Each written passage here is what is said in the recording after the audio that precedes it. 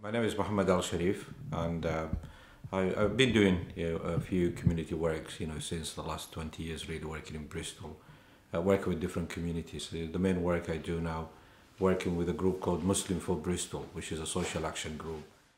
Personally, we lost a loved one to COVID. I just took my wife yesterday to the airport. She went back to Sudan because she lost her dad for COVID, so she went to the funeral there.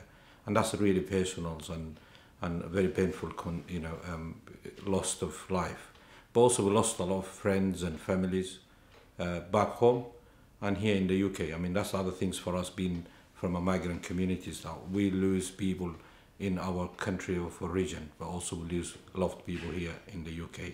The painful part of it is a lot of people from our community lost their loved one and they had nobody really to cry, the shoulders not to cry on, there's nobody to come and really mourn with, at this time. It was really difficult and painful when you see friends losing their dads and mum. We've got one person in our community who lost his mum and his dad in the same week.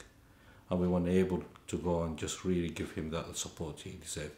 That's really have an impact of us in Bristol, particularly with the Sudanese communities, not able to support others in this difficult time.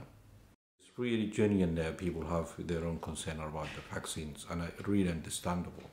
And that's why I think people need to think about, the advantage and disadvantage. But in the same time, is what do we hear? Is it really facts or rumors? Because I hear a lot about the contents of the vaccine, where we have medical staff telling us, and we trust our medical staff. I think that's the key things for us is if we put our life, sometimes you go to if you have to have an operations, you're completely under the control of your medical staff. You trust them.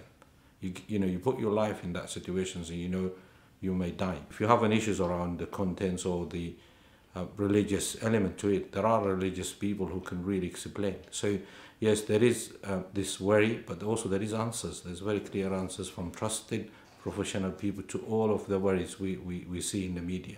So as I said, I urge people to think about who they get the message from. They need to be a trusted source. If you see the NHS is talking about 40% of the workforce are from black and ethnic minority communities. So this is our institution. This is our trusted people. This is my brother, my sister, my mother. So we should trust them. You hear a lot about the vaccines and the impact of the vaccines on people, and you think about it. You have to think about it in a more factual way. For me, it was the same. Thinking about what I hear about the vaccine, what I know about the vaccines, and who told me what about the vaccine. We had this really discussion about the side effects, and I said, any medicine will have a side effects. Some of it is known, some of it is unknown. Depends on the person as well, their history, their medicals, their medical backgrounds, whether they have illness.